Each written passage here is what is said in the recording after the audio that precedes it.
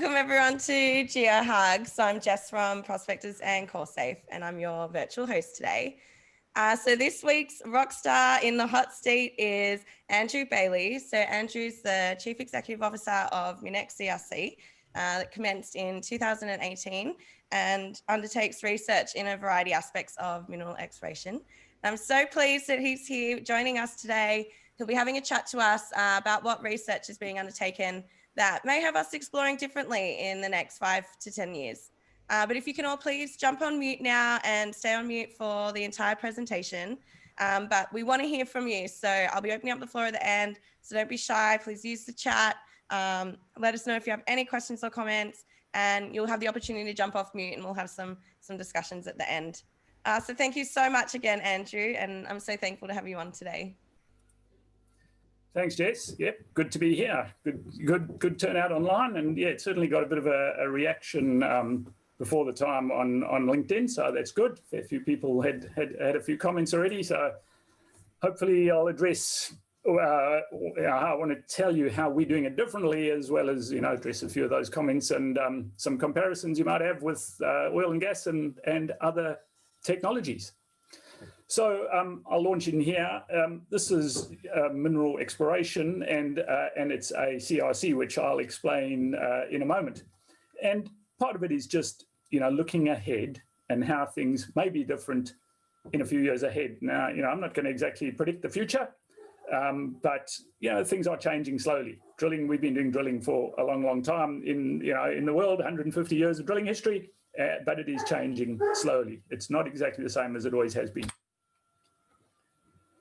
So the concept of exploring and why are we doing it differently at all is basically that in Australia, you may have seen maps like this before, but basically this map has got outcrop in all the colours, outcrop and faults and things we know about the rocks, and in all the greyed out areas, the grey areas is cover or areas where there's no outcrop.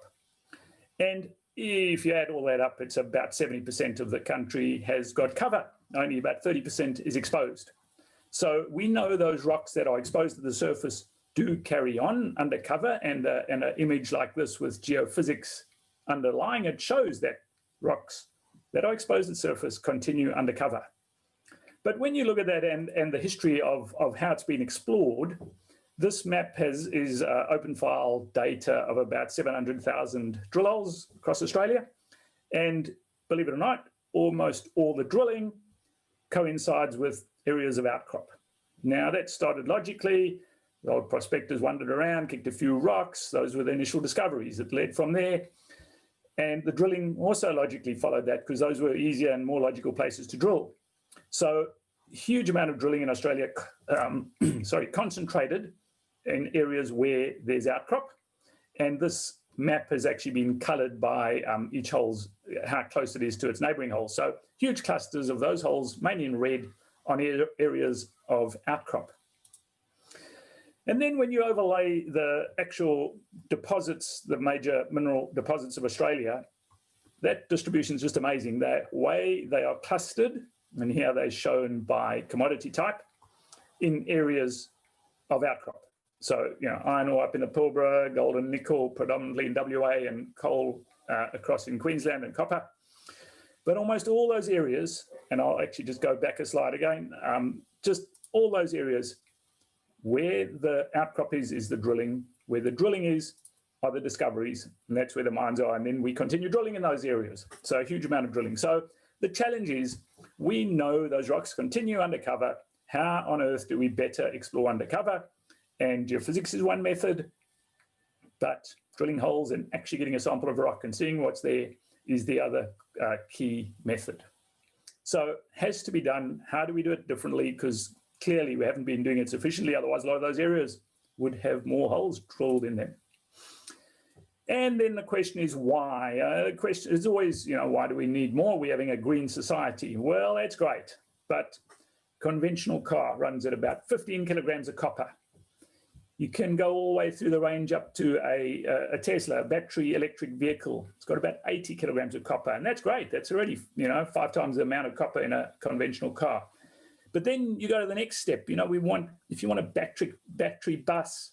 Everyone's talking electric trucks, battery trucks, or underground loaders, anything like that. Massive amounts of copper compared to a car. So that demand, for example, for copper is huge. And if we want to green our society and the planet, copper is one of the keys. Now, there's numerous other minerals the same, but you look at copper, and this is a curve of basically production of copper over the last 120 years.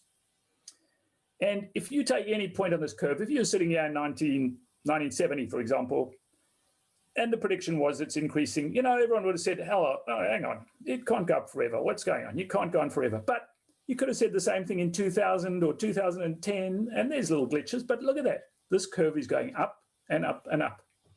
And all that copper in this area in the last 20 years equals all the copper found before it, or used or discovered.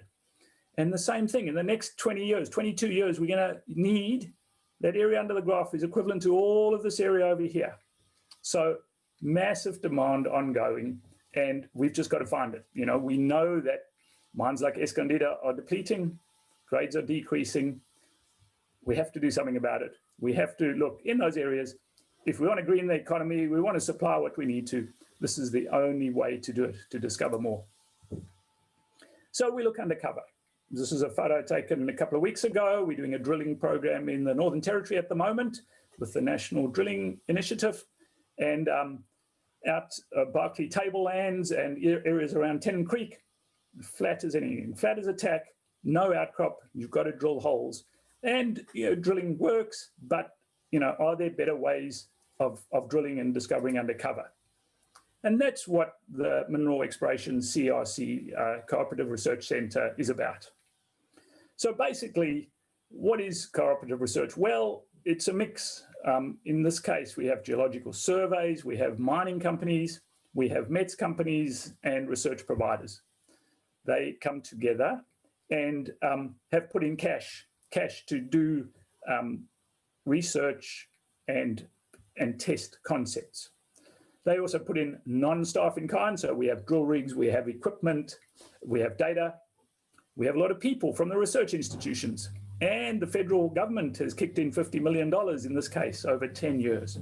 So a cooperative research centre, and there are lots of these, they range from space to data to, in this case, mineral exploration, is a bunch of companies, nearly 40 companies and organisations getting together to solve some longer term problems.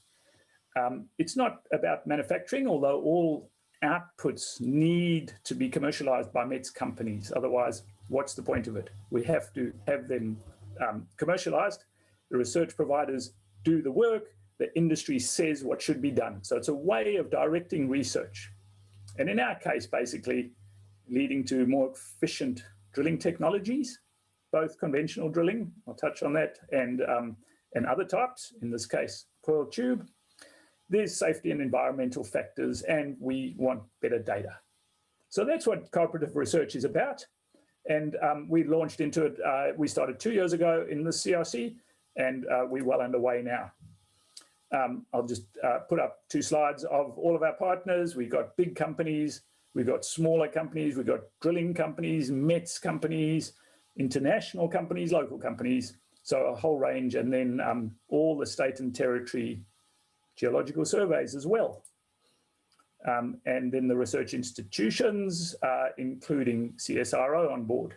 So quite a range from different aspects come along and want to partake in cooperative research, find something new and do it differently going ahead. So how we split up? Well, we're looking at drilling. Everyone's drilling. There's a huge amount of drilling going on at the moment. Either greenfields, brownfields, and everything in between. And drilling expenditure is massive. It's just huge. So we want to improve types of drilling, but not just the drilling, but the data that comes out of that drilling. And that data, basically, in our case, we're looking at different aspects of collecting data. One of our projects is LIBS, so laser ablation laser ablation of downhole assays, basically. We're looking at petrophysical logging. So basically how you can steer and sense natural gamma down a hole. We have a project on seismic, not just any seismics, a lot of application of fiber optics, both on surface as geophones, downhole sensing, and the best ways to do seismics for exploration and apply them to different parts of exploration, as well as putting it together in 3D modeling in basically more intuitive, rapid modeling of outputs. So there's a lot of collecting that sort of data, processing it, and then applying it in that picture you saw earlier. And if anyone tuned in last week, Marina Costello was talking about Exploring for the Future, who basically have contributed to this national drilling initiative in different states and territories to apply some of these new learnings and research about deposits, geological architecture, and compile that, including mineral systems.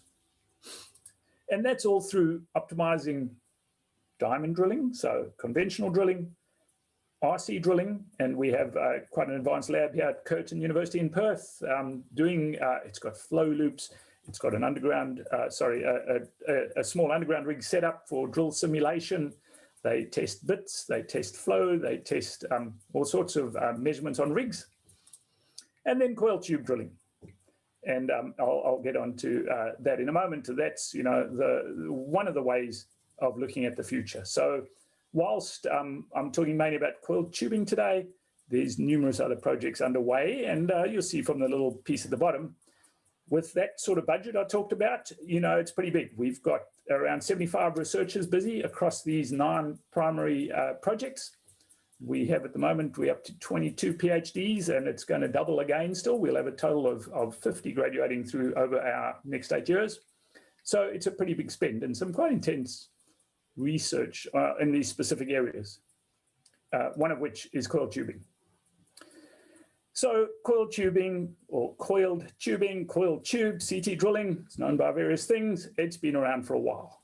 And that was one of the first comments on LinkedIn, you know, yeah, I've seen this before, oil and gas, do it all the time. But often on soft rock, you know, they're drilling in sandstones, drilling in rice bubbles sometimes, easy to penetrate, or doing workovers of existing holes very commonly. And often underbalanced drilling for well pressure and to work out wells. So pressure differential is important. But in all of them, though, it is a continuous tube. So basically, you don't have a lot of 3-meter drill rods tied together till you get 2,000 meters of them. This is a continuous tube, in this case, a steel tube that we're looking at. And it definitely has got, the concept of coiled tubing has got, you know, time benefits, it's faster, cost benefits, size and safety. There's numerous benefits. But the history from the 60s to now is that it's not really adapted. It hasn't been well adapted for mineral applications for a few reasons. And when you see a diagram like this, I mean, you've got a prime mover, you've got a massive coil, you cleaning out holes, you know, a few thousand meters deep. So it's big, big technology, and really big technology, and therefore really expensive. In fact, I'll be honest that a couple of oil and gas service companies reckon they can do exactly what we can do, but on a budget that is just not a minerals budget. You know, you're talking 3,000 US a meter. Yeah, we'll come and drill for you for that price. Well, it just doesn't work in minerals. So how do we do it efficiently, safely, excuse me, and on a scale that works for mineral exploration, and particularly in an Australian environment? You know, notwithstanding, there's problems. It's not easy to cut hard rock, coil fatigue, you've got to manage fluids, integrity. So there's numerous aspects to be managed. So I'll let this run for a moment. That is our coil tube rig, one of the rigs actually running. Just keep that going. You'll see that that's basically the coil. That's how it's stored. It's wound up on a tube, on a coil. That's in fast forward because it actually moves pretty slowly. When it's penetrating, you hardly see it moving. And that's pulling out of a hole. So that's what a coil tube looks like. I'll actually just run that again for a moment, let it run in the background. It's a pretty reasonably simple and efficient process compared to that oil and gas picture I showed you before this, and some of the work they do. That head moves up and down. The coil can turn. It's got numerous capabilities, and I'll touch on those now. So basically, you're doing safer drilling because you are not adding drill rods. Whilst you have the capability to collar a hole and actually has got a rotational head on here, you're not adding drill rods all the time. And anyone who's worked with drilling or knows drillers, how many finger, hand, foot injuries there are from dropping drill rods, major danger. And with this comes different technologies. For example, with a coil, you can, and it's certainly possible to put fiber optic down the coil because it's not rotating, revolving all the way to the face. So you then have power, you have communication at the bottom of your hole. And all of these lead to better control and ultimately remote operations. And of course, there's the environmental and social license. I started off mentioning, green opportunities and copper. This is exactly down that space as well. You just have a smaller rig. This rig all up, wet weight, running around 15 tons, not 35, 40 tons that a big RC rig and its rods come in at. This then has a reduced carbon footprint. And everyone's talking about how we're going to go carbon neutral by whenever 2035. Well, if you reduce your diesel usage from 1,000 litres a day to 100 or 150 litres a day, that's a great start. And then ultimately, how do you replace that power? But even just from that pure carbon footprint point of view, as well as a smaller footprint, smaller area, smaller pads, and then productivity. So with constant penetration, not stopping for rods, you have more stable holes. So you can generate a stable hole without blasting out in an RC case, or even re-entering every time with diamond rods. Not a problem because you're drilling with water, so aquifers don't become as much a problem, and therefore productivity becomes cost as well as efficiency. The ability to sense both downhole and as you go, and therefore targeting and decisions. So huge advantages to coil tube drilling for various reasons. There's another neat pic of one of the rigs when it was new. Basically, the ability, our aim is to develop these rigs with the ability to drill multiple holes safely, cost-effective, and environmentally benefits. So it's basically sample integrity has got to be equivalent to diamond drilling or as good as, and that's doable. You've got to be able to position it and sense it and steer it, and that's a long-term goal. That's why we're at this for another 6 or 7 years to get all that right and working properly. Including the downhole steering and then the greater reach, which I'll touch on in a moment. And that picture there is the rig itself. There's a back end, basically. There's some hydraulic processing system, we call it, but basically shaking for recycling fluids and sampling. So those are the aspects of our system. And even where we are has taken a fair bit of time to get to this point. These things can't be rushed. Amara did great work. The industry got together in 2006, 2007, drew up a roadmap and ideas. The Deep Exploration Technology, CRC, did a lot of early work with conventional, rigs that work in oil and gas, followed by essentially the prototype of this coil tube rig, which did field trials in various places. We now building additional back end to it, and as well as a 1,000-meter version of the current rig. So that's, it's taken many years, but, we close to now putting the final touches on that processing system and then rolling it out in February, March. We'll be at Kapunda in South Australia, followed by drilling in Western Australia under the Geological Survey of Western Australia plan, as well as in South Australia next year. So it's, it's on a trajectory to usage. And we know it works. There's been various field trials at the end of the DET in Victoria. We drilled in South Australia, and the rig went with Barrick across to Nevada. And, like all areas, people say, well, is it going to work where I drill, where the ground is difficult, basin and range, till heights? It worked very well in Nevada. Barrick were very happy with those results. So, this rig does work, and it's had numerous field trials. And the output, one of the holes, the South Australian holes, effectively or did twin a diamond hole. So here's the core from a diamond hole. These are results, basically the chem from the coil tube drilling and the diamond drilling.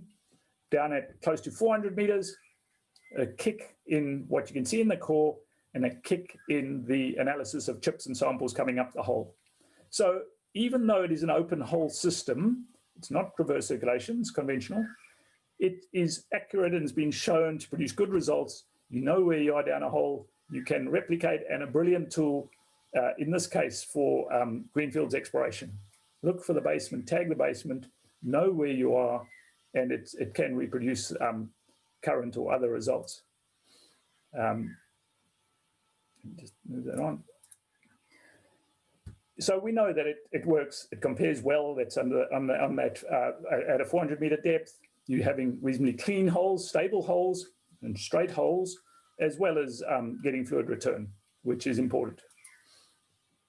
And here's another example. That's what some of the output looks like. Looks like pretty much a conventional, or looks like RC drilling output. You have chips, chips and mud, similar output to an RC rig. This in Nevada was drilling the top 200 meter of terrible unconsolidated gravels, had some great shifts, around 100 meters a shift, depending on availability, and it was a trial. But in this case, that fluid cleaning system, the back-end system, wasn't efficient enough. But twinned diamond holes, and whilst Barrick haven't released all the gold results, certainly they've said as much as they can, which their opinion was trace element comparisons were excellent. So we're confident this rig, it works well, and it is a competent sampling system with a fairly broad capability. You know, from the little diagram on the right, it's got a rotating head. You can put a collar in. You can drill conventional, basically rotary. The two rigs at the moment, the one is a 500 meter rig, the construction currently of a 1,000 meter version of that same rig, and not just vertical holes, but angled holes as well. And there's a few numbers on the left there. Basically, it depends what size hammer you put on it, but you're making effectively an NQ sized hole. So 60 to 80 mils is the output of this rig. And where we are at the moment, well, research is continuing. There's on the bottom left is a picture of some of the CAD drawings, and on the right is a picture taken just a couple of weeks ago in Adelaide at Century Engineering. That's the guts. It's all been taken apart and is being putting back together of the 1,000 meter version. So basically, the 500 meter rig is there. We're building the back end, and we're building a 1,000 meter version at the moment. And as I said, 2021, looking forward to early next year, the field trials around Adelaide, and then hitting the more remote areas after that in SA and WA, with a plan for a 15,000 meter program next year. Well, how does it work? Bottom hole assembly is basically a high speed, can have a button bit equivalent or a hammer, so firing a hammer, with fluid flowing through it. The bottom hole assembly, or same, you know, we're collaborating with LKAB, with Sara in Sweden, with various partners, with Index, for some of the fluid recovery, and focusing on both that assembly, which is important, as well as the fluids and additives that go with it, because hole integrity is important, and fluid loss is a problem. Like any drilling, if you drill in hugely cavernous karst type topography, you're going to have a problem if you lose all your fluids, but that's like that for every drilling. But drilling additives are extremely important, and we have a product patented through Curtin University of Liquicitrol, which basically is an amazing fluid, which, you know, flows better than water at high speed, but forms quite a gel-like treacle once it gets into cracks and stabilizes a hole. So very important additives too that go with this rig, and a lot of work has gone into those additives. And then the back end, you know, how do you clean your fluid and recycle significant volumes? Well, that's important for efficient drilling, as well as capturing solids. So things like flow modeling to understand particle velocities at different viscosities of water have been undertaken. How you can effectively dose and mix your fluids to keep the right balance, and monitor it all with screens and the processing system that we've got, with significant water flow, you know, 100 to 240 liters a minute. That's a lot to process and get the cuttings out of it, but that's what the back end is effectively. that we're working on and optimizing for hitting the field in what's now a few months away. And so you put it together. There's the 3D diagram of the rig, Geoshack that Jess will be pleased with. And then in the background, the processing system as a standalone truck. And again, minimizing labor. You just can't have too many people on this because that's another cost additive. And ultimately adding to that the downhole sensing, which you're able to steer and feed and control, because you can put fiber optic down a tube system like this. And ultimately, with UWA, we're doing this probabilistic 3D modeling so that not only would you be able to avoid targets, you can also go for targets and steer it ultimately. And know where you are, control it, sense it, and drill for targets in an applied way, in our case, with the National Drilling Initiative, with the state and territory surveys, and along with our participants who keen to get hold of this and drill. For example, Anglo-American in the Northern Territory, south of Mount Isa, where cover gets to 700-800 meters. How do you penetrate cover, tag the basement, get a 3-meter run of core at the bottom of this? Perfect sort of tool for doing that in a cost-effective manner. So basically, this is collaborative research. Bunch of companies involved on numerous aspects. But this coil tube drilling, we know it works in hard rock and under significant cover. That's going to be one of the huge features of it. The way of the future. So it depends on the setting, but for many settings, it is the way to go. With benefits, environmental benefits, safety benefits. And whilst we don't play those up, they are there. They're just accepted. You just have to have that aspect of drilling, which this brings along with it. And in a way that's usable and going to be applied in the field next year already. We have a website. If you look on that MinEx website, there's a fair bit of info on most of the projects. And you can look on, just Google it or look on YouTube. And I've got a link in this presentation, actually. But yeah, there's a fair few places you can see a few more pictures of that rig in action. But on our website, there's a fair bit of information on minexcrc.com.au of various of those projects. So yeah, that's where we are. Jess, I'll hand back to you. Do I just leave the screen share as is or just stop the share? We'll turn it off for now. I can turn it off from here. Okay. There we go. Well, thank you so much for that. We have had some questions come through. Yep.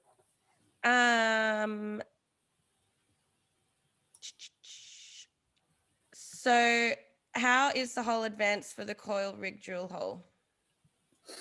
How is the hole advanced? Well, this, because of the high-speed rotation of the bit, it's got very low weight on bit. But you don't need, and it's a lot of research has gone on to the relationship between weight on bit and fluid flow through it. So this does not need high weight on bit, but with high speed rotation it advances quite efficiently. And after a number of meters down the hole, you can soon get weight on bit quite easily because of the weight of the coil. So yeah, it's high speed rotation in various configurations, and that advances the hole. Yeah, perfectly well. And another bit on that topic, do you measure while you're drilling as well? So are the sensors positioned near the bit behind it? That is part of that development. Those are some of those geophysical units we're doing at the moment. It's all coming together. We've just built actually a natural gamma sensor. The prototype's been built. It's ready to be put into the test for this just behind the bit. Which will be in our testing next year. So no, that's not perfected yet, but yeah, that's part of it. At the moment you can put anything on the end of the string and re-enter the hole. And another advantage is you can get in and out of a hole quickly. You'll go down a 200-meter hole in 20 minutes with that coil going down. So you can put a tool on the end of your string, get it down a hole and up, or ultimately those will be behind the bit with sensing and the ability to therefore sense in a live manner and therefore and ultimately steer it as well, because you have power and info from the bit. There's another one on that same topic. What does the bit look like and how does it work? So yeah, there's a combination. I mean, there's a hammer, basically a hammer bit, and you saw in that one picture. So yeah, rotation, high-speed fluid going through it. So fluid system or fluid hammer system. But yeah, it does depend on water flow. But there's a lot of advantages. You're compressing water and not air in this case. Air in, for example, an RC rig is incredibly inefficient. You know, there's a lot of compression and a lot of energy goes into compressing air to use it, particularly at depth. The beauty of fluid-driven, or water in this case, is that that compression is totally different. Water doesn't compress like air. It's more energy efficient. And so then your depth under an aquifer, underground, isn't as significant as drilling with air. Okay. And what's the indicative all-in cost per meter like? Yeah, $1 million question, because how do you ever measure cost? Indicative all-in cost, always DET CRC in its concept phase, which was probably 7 or 8 years ago, always talked about $50 a meter. It just depends on productivity. You know, if you're chewing through the ground at 200 meters in a day, you'll get down to numbers like that. If you're drilling probably in, you know, the usual with rig moves and other things, you're probably talking 2 or 3 times that. We don't know until we do more real work in the world. But all I can tell you is when we spoke to oil and gas companies and they said, yeah, of course we can do that. It only cost about $3,000 US a meter. So it's at 5,000 Aussie a meter. Well, we thought we can only do it cheaper than that, that's for sure. So a bit more bigger picture now. We've been covering education a fair bit lately. So how will the demise of Newcastle's geology major in 2021 due to low enrollment numbers affect MinEx? Newcastle is a partner, but relatively small partner in MinEx, doing some research through there. We've got an embedded researcher. We have a PhD student, as well as a couple of individuals making up one FTE. So Newcastle has endeavored to supply us with similar expertise. So no, it doesn't affect MinEx per se. They're still carrying on as a participant, but we're going to just have to wait and see their skills and abilities matching with our projects, and what research we want done, what industry wants done, and what Newcastle can offer. So whilst I know there's been a lot of press and a lot of discussion about Newcastle closing from geology, as I understand it, it's not totally closing down and going home. They're just changing their focus and shifting their direction to a large degree. Yeah. Did anyone else have any questions? You're welcome to jump off mute. Anything at all? Oh, there's one more come through the chat. What is the area required on the ground for the drill site for safely carrying out the operation in the field? There were a couple of pictures, and that was a test site. It had all sorts of fluids and visitors and all sorts of extras, and that was a pad of probably 30 by 30 meters. But honestly, you could get away with 10 by 15 or something to that effect meters. So a pretty small site compared to a big rig. And I know one of the programs we're doing in the Northern Territory at the moment has got, it's almost a small oil and gas rig. And the site has got to be colossal with mud tanks and pipe being stored. You're talking about a site of 100 by 100 meters. So comparison, this is minuscule. You get away with 10 by 10 meters in some places. And ultimately, and that's the goal, well, how do you deviate and drill multiple holes from the same pad? Effectively, your site remains the same size and you can drill different holes into different areas. So pretty small footprint and pretty versatile then. Yep. And can individual professionals collaborate with MinEx? At this stage, we don't have a program that just brings in individuals for various reasons. The way the Cooperative Research Centre structure is, you get a bunch of partners and go to the federal, into that federal funding model. But we do use individuals, yes. And in fact, we have what we call an opportunity fund. So we have a number of funds set aside, which can do two things, that both individuals or companies or researchers can come up with an idea and come to us and say, hey, what about this research? As long as they've got industry backing. The big thing in any of this research is to make sure that industry backs it and there's a useful place for it, a lot of geology can be called sometimes so what geology. You know, it's very interesting, but so what? So we don't want to do so what geology. We want to do geology that can be commercialized and applied. That's very important. So there has to be an industry use for it eventually. And we do use individuals we have used them, you know, on a consulting basis, but that's generally not the model. Generally, there's alignment with a university or research institution like CSIRO. Has there been any proposals for projects in augmented reality applications for mineral exploration? No, we have not gone down that, and I know Robbie Rowe. I think I think he's on your speaker list. I don't know if that's no, I'm getting confused. That's probably more intelligent than augmented reality. But no, we haven't got anything on augmented reality. We've got some 3D viewing, you may say, but I don't think that's augmented reality, and we haven't gone down that space. It's the same as robotics. You know, a lot of people ask us about remote operation and robotics, but we find, you know, there's a number of drilling companies already drilling rigs with more and more, you know, automation on them and sensors. So we're not just into building rigs that commercial companies are doing already. And actually, while I'm on that, you know, there's a lot of press given to autonomous drilling, autonomous operations. But if you've seen those, you'll understand they're those big, you know, pit viper rigs that drill, you know, 10 or 20 meter blast holes in a row on an area that's as, you know, as flat as a billiard table, and they march up and down, you know, on their own, or 10 rigs driven by one person sitting in a remote office. So that's quite misleading. You know, that sort of remote drilling or any reality with it is really a mine site application.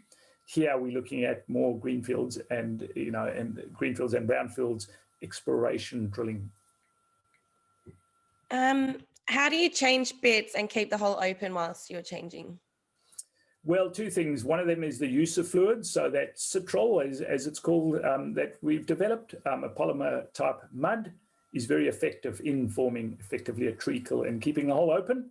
We haven't had tremendous problems with that. You know, we drilled through some running sands and what would traditionally be pretty difficult, both rocks and cover to drill through. And the holes have held up well.